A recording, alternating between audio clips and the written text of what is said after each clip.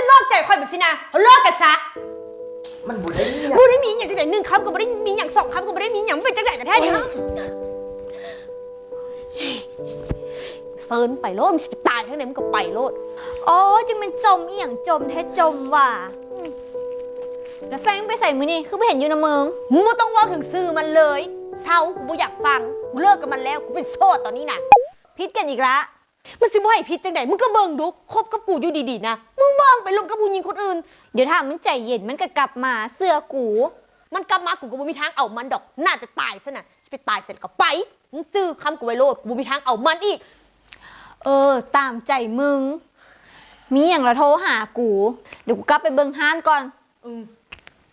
เฮ็ดให้กูเสียอารมณ์นี่มึงเด้อตายเป็นน้ำมันเลิกกันสิดิจะมันไปดีกันตอนใดคุณนะยังบ่ข้ามมือซ้ำถ่ายรูปกอดเอวหอมแก้มสมพรนะกูโทรหากับบ่ฮับหาขวมึงเลยเนาะ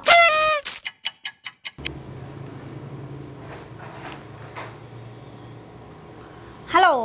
มาหากูได้บ่กูเลิกกับแฟนแล้วเลิกกันอีหยังก็เดี๋ยวว่ามึงโสดกูคืนดีกันเมื่อวานนี่แล้วมื้อนี้นะกับพีทกันอีกมึงฮู้บ่มันหาว่ากูบ่ดีหุ่นกูน่ะบ่เซ็กซี่กูแต่ก่อนกูก็เลยบอกเลิกมันซะให้มันไปหาอีใหม่แล้วมึงเบิ่งมันไปอีหลีผู้ชายนะคันเขาบ่ฮักมึงก็ปล่อยเขาไปหาเอาใหม่โลดมึงถามเบิ่งโลดเด้อกี้คันมันกลับมาเท่านี้นะกูสิบ่คืนดีกับมันเด็ดขาดเดี๋ยวจังหน่อยกูออกไปหามีหยังละโทรหากูละเด้อ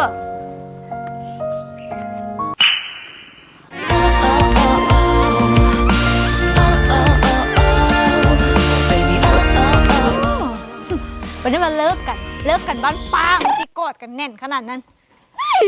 หมาหัวเน่าอีกแล้วกู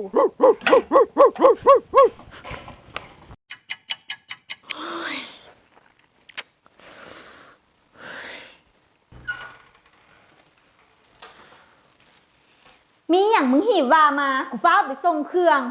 กูเลิกกับแฟนกูแล้วมันบอกกูว่ามันไม่ไปเวียกอยู่วังเวียงแล้วมึงฮู้บอกมันน่ะไปอยู่กับสาวผมทองวังเวียงนะมึงเบิ่งแม่นี่นะบ่ต้องมาบอกกูก็ได้ดอกอันสุดเลิกกันนะมันบ่แปลกดอกแต่อันที่มันแปลกก็คือสุบ่เลิกกันจักเทื่อนี่แหละบอกว่าเลิกกันจังสั้นจังซี่บ่ฮอด2 นาทีสุก็กลับไปดีกันสุดท้ายกูก็เป็นหมาหัวเน่าเวลาหมู่มีผู้หมู่ก็บ่เห็นหัวเฮาเศร้ากูบ่ลมนะมึงดอกกูสิเลิกแท้เธอนี่น่ะมึงฮู้บอกก่อนมันสิไปมันเว้าหยังนำกูโคตรเจ็บใจเลยมันว่ากูมีสิวมีฝ้ากี้มึงต้องช่วยกูเด้อกูสิให้มันเห็นว่าผู้หญิงคือกูหั่นบ่จะเป็นตกแคร์ผู้ชายคือมันก็ได้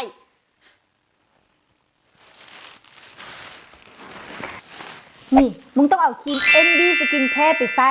98% ของคนที่ใส่เห็นผลแน่นอนราคาบ่แพงมีอย.ปลอดภัย 100% หมดปัญหาเรื่องสิวเรื่องฝ้าถ้าใส่แล้วแพ้เพิ่นยินดีคืนเงินนี่มึงเอาไปใส่แต่ว่ากูสิออกไปส่งเครื่องค่ะเจ้าก่อนแล้วกูสิออกไปเวียกนอกเลยมีอย่างมึงก็โทรหากูฮู้แล้วขอบใจด้วยมึงตายรถกับบ่มีโทรหาอีด้ามาหับก่อนมันบ่หับแล้วกูสิกลับจังได๋บัดนี้น่ะขอโทษเด้อเขาก็บ่น่าจะเป็นคนแบบฉันเลยเขาก็บ่ได้เครียดยังไงเพิ่นดอกเพิ่นก็ฮู้คนน่ะฮักเพิ่นคนเดียวไม่อย่างนั้นพอเลยเนาะกูโทรหาให้ไปหับก็บ่มีไผหับโทรศัพท์กูจะคนปานนั้นมันเลิกกับบักนี้แล้วสิเป็นล้มบักใหม่ส้นตีนโอ๊ยใจเย็นเซียวตอนนี้พวกกู2 คนปรับความเข้าใจกันแล้วนั่นแหละที่ผ่านมาน่ะค่อยเป็นคนผิดเองนะกี้ต้องขอบใจสินค้าดีๆจากมึงนะกี้ที่กูกับแฟนน่ะปรับความเข้าใจกันได้สินค้าของมึงนี่ดีอีหลีสุดท้ายกูเป็นหมาหัวเน่าตามเคยเดี๋ยวสินค้าดีๆแบบสินะถ้ากูใส่เบิ้ลแล้วกูจะไปซื้ออยู่ใส่ถ้ามึงอยากได้อีกมึงก็สามารถสั่งซื้อได้ทีเทิงนี่เลย